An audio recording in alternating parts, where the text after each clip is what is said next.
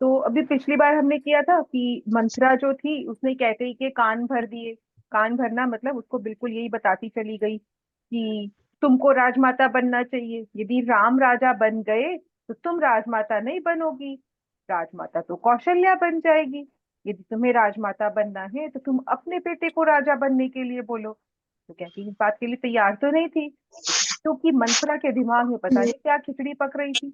उसने कैकई को तैयार कर लिया। कैकई बोली, अरे मेरी बात दशरथ जी क्यों मानेंगे, राजा मेरी बात क्यों मानेंगे। तो फिर याद दिलाया, तुम्हारे पास ना उनके दो वरदान पेंडिंग है, हमारे ब्रह्मास्त्र, तुम उनको यूज करो, टाइम पे यूटिलाइज करना चाहिए ना इन सब चीजों को।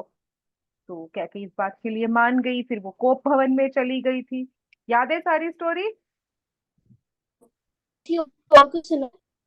हाँ, जितनी तो याद है। उसके बाद सुबह हुई, अभी राम का अभिषेक होने वाला है, पूरा राज्य जो है बहुत सुंदर से तैयार किया है, सजाया है पूरी तो अयोध्या नगरी को। फिर क्या हुआ, अभी राम का तो अभिषेक होने वाला था। तो मंत्री महामंत्री सुमंत्र जो थे वो कैकई के महल में पहुंचे, क्योंकि कैकई कहाँ थी, कोप भवन में। कोप भवन यानी गुस्से में ब्लैक कलर के महल में चली गई थी। और वहां पर महामंत्री को भेजा। वहां जाकर के देखा कि जो महाराज थे वो तो महाराज को खोजने गए थे ना, महाराज कैकई के साथ थे। अब कैकई ने कोप भवन में महाराज को क्या क्या बोला क्या पता। ये देखने के लिए सुमंत्र गए कि आप नहीं आएंगे तो भाई हम राज्याभिषेक आगे कैसे करेंगे, राज्याभिषेक के लिए तो राजा की जरूरत है। तो महाराज तो एकदम पूरी हाल में निश्चेत अवस्था में पड़े हैं, उनको तो होश ही नहीं था। Archit, are you getting what I am saying in Hindi, और I shall explain it in English?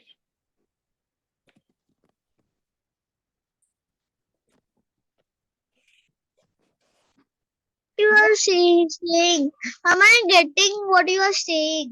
Very good, very good. तो अभी उनके पास गए और आकर के उनको प्रणाम किया।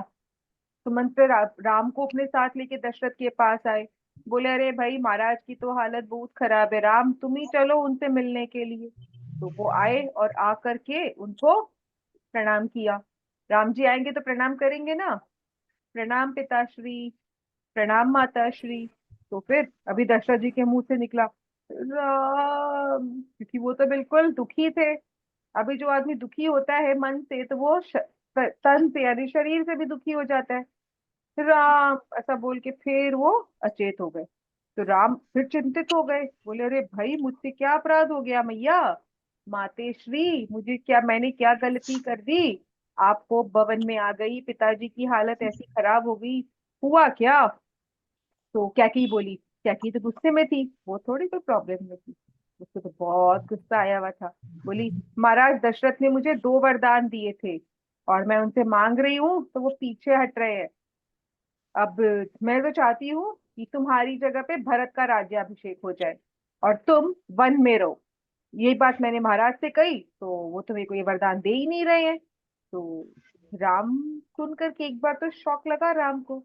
ऐसे सुन करके किसी को लगेगा ना, अभी तो मुझे राजा बना रहे थे, अभी मुझे वन में जाने के लिए बोल रहे हैं, लगेगा कि नहीं शौक। लेकिन वो शौक लगा तो चिल्लाए नहीं, ये कौन सा तरीका है, हम लोग को यदि कोई ऐसा बोल देगा तो हम लोग क्या बोलेंगे, ये कौन सा तरीका है, बेवकूफ समझा है क्या मुझे, बोलेंगे ना हम लोग। मुझे बेवकूफ समझ रखा है क्या, ऐसा कुछ नहीं होता है। लेकिन फिर उन्होंने बोला, हाँ ठीक है बोलो क्या बात है, आप फिर से एक बार बोलिए, मेरे को समझ में नहीं आया, I am unable to process, वो प्रोसेस नहीं कर पा रहा हूँ।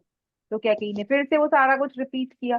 तब राम बोला, तो ठीक है आप जैसा बोल रहे हैं वैसा हो जाएगा, हम लोग भरत का राज्याभिषेक कर देंगे और मैं बन चला जाऊंगा। उसके लिए आप लोग इतने ज्यादा लोड क्यों ले रहे हैं, आप लोग को टेंशन होने की जरूरत नहीं है, आप लोग इतना परेशान मत होइए। और ऐसे प्रणाम किया उनको, और प्रणाम करके अपनी कौशल्या मैया के पास आ गए। किसके पास, जो उनकी जन्म दी हुई माँ थी कौशल्या माँ, उनके पास आए और उनको आकर के ऐसा ऐसा बताया कि क्या कहीं माँ ने बोला है कि तुम वन में जाओ और हम भरत का राज्याभिषेक करेंगे। और ना पिताजी की भी हालत बहुत खराब है, ऐसा सुन के पिताजी करना नहीं चाह रहे लेकिन कुछ उपाय नहीं है उनके पास। तो ये सब सुन करके तो कौशल्या हालत खराब, हाँ मेरा बेटा राजा बनने वाला था अभी तो बन जाएगा। लक्ष्मण को भी क्रोध आ गया, ये क्या तरीका है भैया, आपको तो भी राजा बनना था और अभी आपको वन में भेजने की बात कर रहे हैं। तो राम ने उनको समझाया, अरे लक्ष्मण इतना क्रोध मत करो, ऐसे क्रोध करने से काम नहीं होता है। माता पिता की जो आज्ञा होती है ना वो सुप्रीम होती है। सबसे बड़ी है, सबसे ज्यादा आज्ञा किसकी मुझे माननी होगी? किसकी? पेरेंट्स की। पेरेंट्स की, पेरेंट्स। माता पिता की। और ऐसा राम लक्ष्मण को समझा रहे हैं कि उन्होंने बोला है तो जरूर उसमें कुछ ना कुछ भला ही होगा। पापा मम्मी बोल रहे तो बात मानना ही पड़ेगा। माँ आप मुझे आज्ञा दीजिए, और उन्होंने अपनी माँ के सामने आशीर्वाद लेकर के आशीर्वाद मांगा उनसे।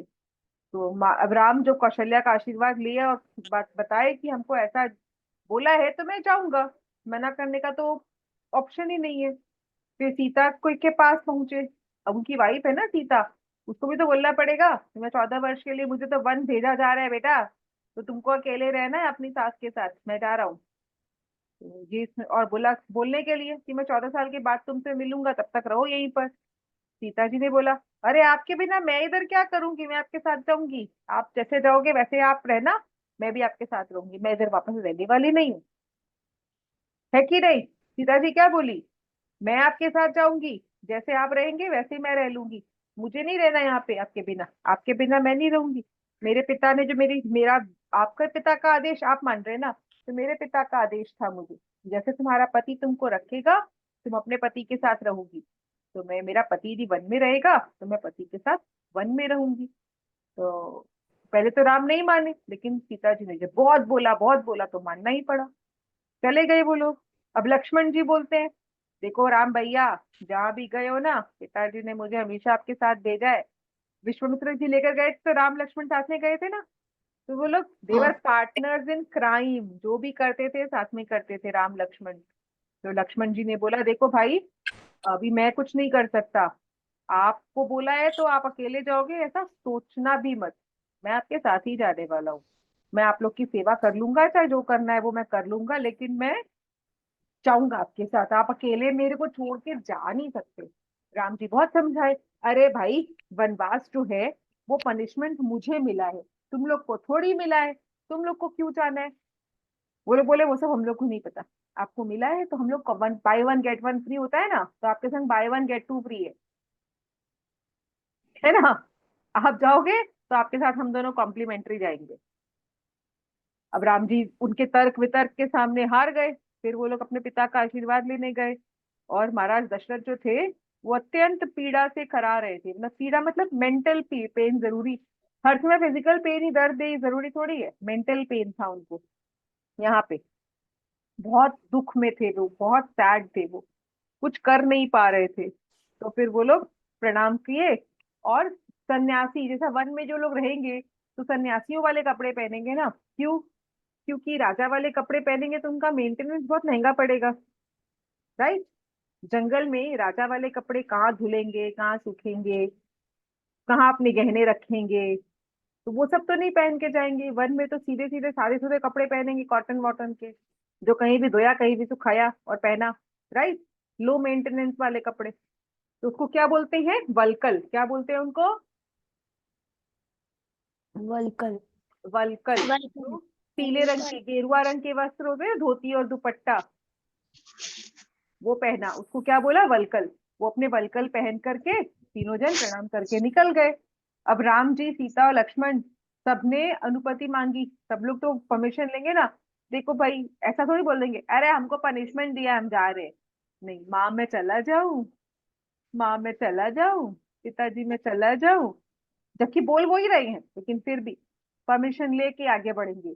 तो वो लोग परमिशन लेके आगे बढ़े, और मंत्री जो थे उनके सुमंत्र, बहुत उनके ऑनेस्ट मंत्री थे, वो ऐसे रथ तैयार करके खड़े हुए थे। सब रथ पे बैठे, नगर रथ के पीछे नगरवासी दौड़ने लगे, अरे ये राम तो राजा बन रहे थे, कहाँ इनको वन में भेज रहे हो? अरे राम तो राजा बन रहे थे, कहाँ इनको वन में भेज रहे?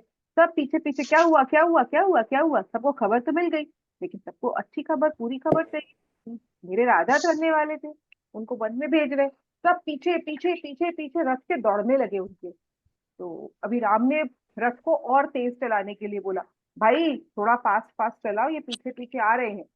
तो वो लोग और भी तेज दौड़ने लगे, पुरुष स्त्री बच्चे बूढ़े जितने भी थे, सब और तेज तेज दौड़ रहे, सब रो रहे हैं। ये क्या हुआ, हमारे राजा राम को तो वनवास मिल गया। रथ की गति और बढ़ने लगी, अब थक करके सब पीछे छूट गए। और देखते ही देखते रथ जो था वो आंखों से ओझल हो गया। रथ बहुत तेज तेज चलता गया, और शाम होते होते वे गंगा के किनारे गांव में पहुंचे। और वहां जाकर के निषाद राज थे वहां पे। एक आदमी था जिसका क्या नाम था, निषाद राज। क्या नाम था? निषाद निषाद राज। राज। निषाद उनका नाम निषाद था गु। गु, ग में ऊ की मात्रा गु। निषाद राज गु थे। वो उनका वहां पे स्वागत कर रहे थे। और नदी के पार जाके उनको वन मिलता। वन कहाँ था? नदी के उस पार। नदी के इस पार क्या था? गांव था। और नदी के उस पार वन था जिसमें उनको रहना था। ठीक है। और मंत्री ने क्या किया? सुबह सुबह उन्होंने, राम जी ने बोला, मंत्री जी आप ये रथ वापस लेके जाइए। मंत्री तो रथ ले जाने को तैयार ही नहीं। बोले नहीं, आप रथ बिना कहाँ जाएंगे, आप रथ में जाइए जहाँ जाना है आपको। आपको ऐसा थोड़ी बोला वन जाना है तो पैदल जाना है। ये सब कंडीशन तो है ही नहीं। जैसे हम लोग मैनिपुलेट करते हैं ना, वैसे वो मंत्री जी मैनिपुलेट करने का कोशिश की। आपको वन जाने के लिए बोला है, आपको ऐसा थोड़ी बोला है कि पैदल जाना है, आप रथ लेके जाओ। आपको वन जाने के लिए बोला है, आपको ऐसा थोड़ी बोला कि घर में नहीं रह सकते, आपके लिए वहां पे अच्छा सा महल बनवा देंगे, आप वन में महल बना के रहिए। ऐसा सब वो मैनिपुलेट करने लगे उनको। वो बोले हे मंत्री जी, मुझे वन में रहने के लिए कहा गया है, तो मैं वन में ही रहूंगा। आप अपना ये रथ लीजिए और आप वापस जाइए। और आप वापस जाएंगे तभी ये नगरवासी वापस जाएंगे और मैं अपना वनवास जो है वो पूरा कर पाऊंगा। ऐसा बोल के राम जी ने उनको वापस भेज दिया। क्लियर? क्लियर। क्लियर? आज हम यहीं तक स्टोरी करेंगे, उसके आगे की स्टोरी अगले हफ्ते। ये आगे की स्टोरी सुननी है? बोलो जल्दी बोलो। सुननी है, सुननी है। आगे की स्टोरी सुननी है। हाँ।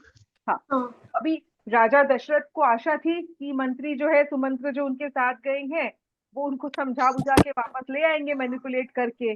पहले तो उनको बोलेंगे आप रथ रखिए, फिर बोलेंगे महल रखिए, फिर बोलेंगे अच्छा जब तक नया महल बनता है तब तक आप हमारे पुराने वाले महल में ही रहिए। लेकिन राम जी तो राम जी थे, वो उनकी बात में आए नहीं। वो तो वापस सुमंत्र को भेज दिए। सुमंत्र जब वापस आए अकेले, दशरथ जी उनको देख करके फिर बोले सुमंत्र तुम अकेले कैसे आ गए? राम लक्ष्मण सीता उनको क्यों नहीं लेकर आए? उनकी आंखें तो केवल राम को ही खोज रही थी। तो सुमंत्र ने बताया वो तीनों जो हैं वो नदी के ऊपर हम लोगों को छोड़ करके भाग गए। मतलब वो लोग खुद हम लोगों के उठने के पहले नदी में बैठ, बोट में बैठ करके उस पार चले गए। हम लोग को पता ही नहीं कि वो लोग कहाँ हैं। मोबाइल फोन थोड़ी था कि लोकेशन ट्रेस कर लेंगे। कर सकते हैं अब तो हम लोग कर लेते हैं, मोबाइल फोन से लोकेशन ट्रेस कर लेते हैं ना तो कि कहाँ गए हैं। जैसे ही फोन एक्टिव होगा, अरे ये तो वहां पर है, दन दन दन दन दौड़ दौड़ के वहां पहुंच जाएंगे।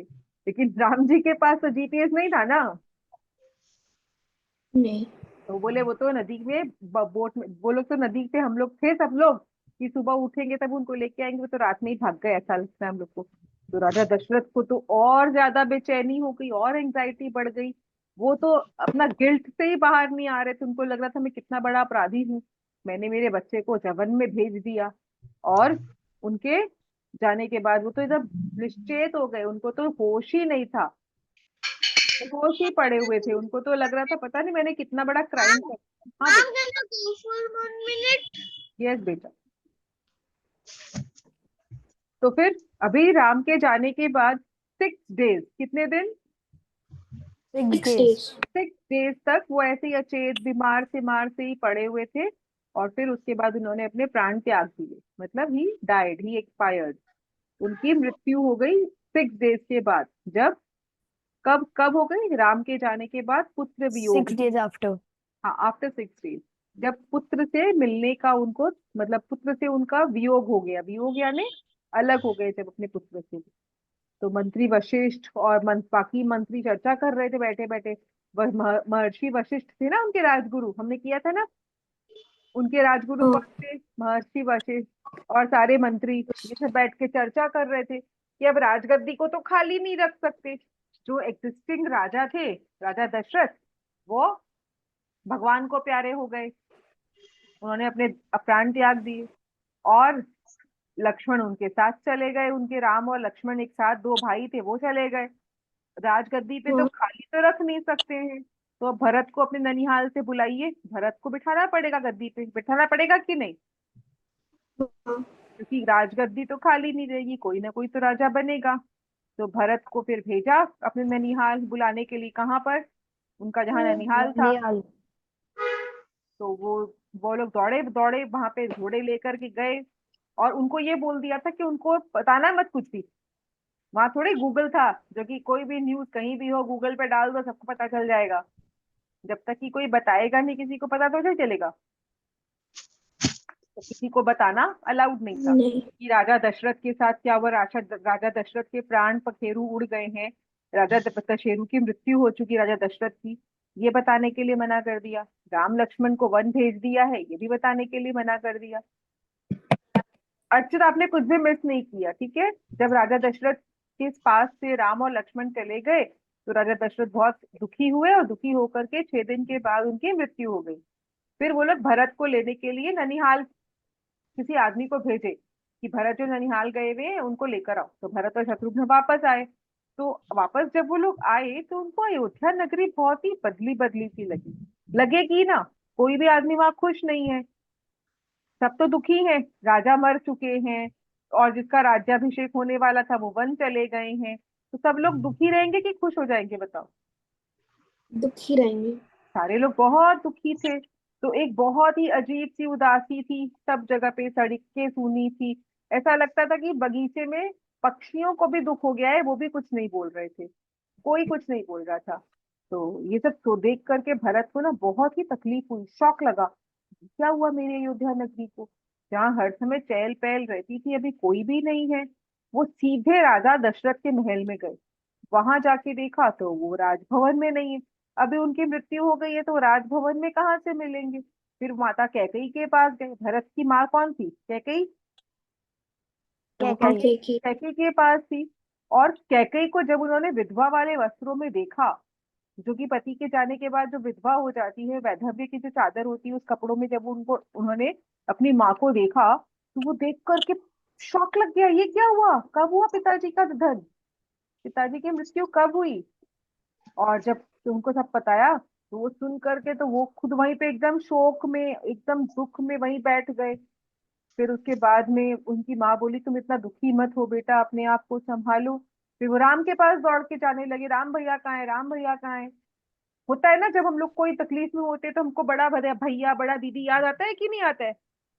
बड़े भैया को हाँ छोटा भैया याद आता है, छोटे भैया को बड़ा भैया याद आता है, तो भागने लगा। तब कैटी ने उनको बोला राम नहीं है वहां पर। अरे, राम नहीं है वहां पर मतलब पिताजी का देहांत हो गया और राम नहीं है वहां पर, आप बोलना क्या चाहते हो? तो भरत ने पूछा, फिर कैकई ने बताया कि वो वन चले गई हैं। वन क्यों? उनको वनवास क्यों मिला? राम ने क्या अपराध कर दिया? मतलब वनवास तो किसी को कब मिलेगा, कोई पनिशमेंट पता देंगे ना उसको। तुमसे कोई गलती हो गई है, घर में नहीं रहोगे, तुम घर से निकाल देंगे। होता है कि नहीं होता है ऐसा? तुम्हें घर से निकाल देंगे। तो वो बोले भाई क्या अपराध हो गया राम भैया से जो उनको घर से निकाल दिया? तो वो बोले अपराध नहीं हुआ, उनको महाराज ने कोई पनिशमेंट नहीं दिया। ये तो मैंने उनसे ना एक विश मांगी थी, क्या कहीं ने सब एक्सेप्ट किया, झूठ नहीं बोला कुछ भी। तो क्यों आपने ऐसी विश क्यों मांगी, ऐसी अतरंगी सी विश कि राम जी को वनवास भेज दो? ऐसा भी कोई मांगता है क्या? आप भी तो माँ हो ना उनकी। तो बोला इसमें ना मेरे को तुम्हारा बेनिफिट दिख रहा था, मैंने तुम्हारे बेनिफिट के लिए राम को वन में भेज दिया। राम को वन में भेज के मेरा क्या बेनिफिट होगा, मुझे क्या फायदा होगा यदि राम भैया वन चले जाएंगे तो वो बोली कैसे नहीं, तुम राजा नहीं बनते, फिर राम राजा बन जाता तो तुम उसका दास बन जाते। तो मैं जो तुम्हें दास थोड़ी, तुम्हें तो राजा बनाना था। तो राजा बनने में तो तुम्हारा हित होगा ना, तुम्हारा हित दास बनने में कैसे होगा? तो मैं तुम्हारे हित के लिए ही मैंने राम को भेज दिया और तुम्हें रख लिया। तो ये बात सुन के तो भरत को बहुत गुस्सा आया अपनी माँ के ऊपर, और बोली अरे भरत उठो, तुम्हारे लिए मैंने पूरा रास्ता क्लियर कर दिया है, अब तुम राजा बनो और इस अयोध्या नगरी पर राज करो। हे राम, एकदम भरत तो क्रोध में आ गए, चिल्लाने लगे माप ऐसा अनर्थ कर कैसे सकती हैं? अनर्थ मतलब जो सही नहीं है। आप ऐसा कैसे कर सकती हैं, आपको बुद्धि नहीं है? आप राम भैया को वनवास भेज दिए और चाह रहे हैं कि मैं खुश होकर के राजा बन जाऊं। उस दुख में मेरे पिता का देहांत हो गया और आप चाहती हैं कि मेरे पिता का देहांत हो जाए, मेरा भाई वन चला जाए, लेकिन मैं राजा बन जाऊं। नहीं बनना है मुझे ऐसा राजा। वो एकदम बहुत जोर क्रोध में हो गए, मुझे कोई राजा वाजा नहीं बनना, आप ही बैठ जाओ राजगद्दी के ऊपर में, आप ही बन जाओ राजा, मुझे नहीं बनना। आपने जो अपराध किया है ना, आपने जो गलती की है ना, उसके लिए आपको कोई एकदम अक्षम्य है, आपको क्षमा नहीं किया जा सकता है। भरत बहुत बहुत नाराज हुए, क्योंकि वो तो एथिक्स की बात कर रहे थे। एथिकली तो कहते ही नहीं, जो किया था वो सही था कि नहीं था, ये बताओ, वो सही था कि गलत? क्या क्या मतलब इसका? कैकेयी ने जो किया उससे उसका क्या मतलब था, वो अच्छा था कि गलत था? बहुत गलत था मैम, गलत था, गलत बहुत था। गलत था, ऐसा नहीं देखा। करना चाहिए। अपने बेटे को राजा बनाना है, इसके लिए दूसरे बच्चे को तुम वनवास भेज दोगे, जिसका अधिकार है, ये तो गलत बात है। तो वो उसको बोली, अरे ऐसा मत समझो, ये तुम्हारी मनोकामना थी जो कि पूरी हुई है। मैंने तुम्हारे लिए इस राज्य को सुरक्षित रखा कि किसी भी कांटे के बिना तुम्हारे रास्ते में कोई ऑब्स्टैकल नहीं आएगा और तुम राज कर पाओगे आराम से। तो वो बोला, तुम्हारा दिमाग खराब है।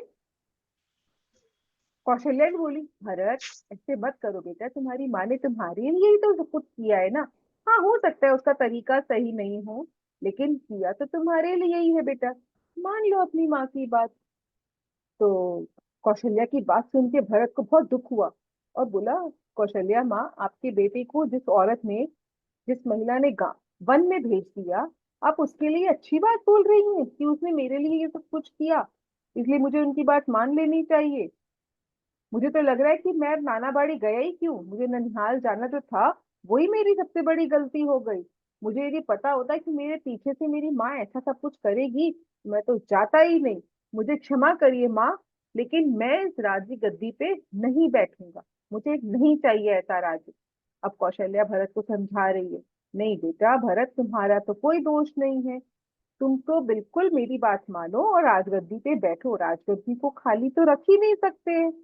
राजा दशरथ का देहांत हो गया, राम लक्ष्मण वन चले गए, सिर्फ तुम ही तो बचे हो, अब तुमको ही बैठना पड़ेगा। कौशल्या ने भरत को गले से लगाया। अब कौशल्या को ये तो समझ में आ गया कि भरत नहीं चाहते थे कि उनको राजगद्दी चाहिए। मुझे तो ऐसा लगता है ना, भरत ही अपनी माँ को बोल के गया था, मम्मी मम्मी प्लीज मेरे को राजगद्दी पे बैठने दो ना, कुछ तो उपाय करो ना, मुझे वो चाहिए। तुम लोग करते हो कि नहीं ऐसा मैनिपुलेशन? झूठ नहीं, कोई ना कोई चीज के लिए तो करते हैं, राजगद्दी के लिए नहीं तो क्या हुआ, कोई और चीज के। पापा मना कर रहे हैं, मम्मा प्लीज आप पटाओ ना उनको, मम्मा प्लीज पटाओ ना, पापा तो मना कर रहे हैं, आप ही पाठ करो ना। करते हैं कि नहीं ऐसा, सच्ची बोलो।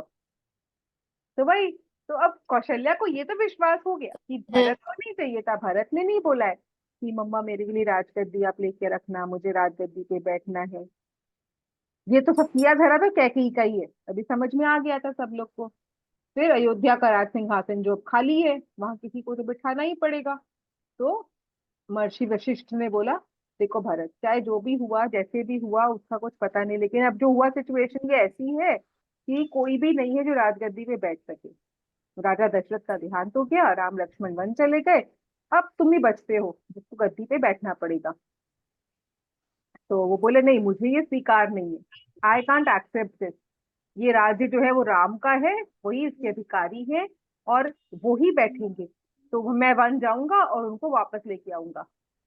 पता करते हो कौन से वन में है, कहीं ना कहीं दूत को भेज के पता तो लगा ही सकते हैं ना कि राम जी कौन से वाले वन में है, कौन से जंगल में है।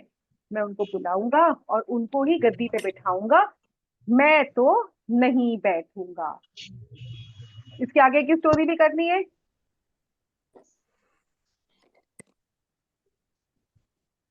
इसके आगे की स्टोरी करनी है? हाँ हाँ। मतलब हाँ, लगता है। हाँ पंचाक्षर स्तोत्रम जो बचा है वो कर ले।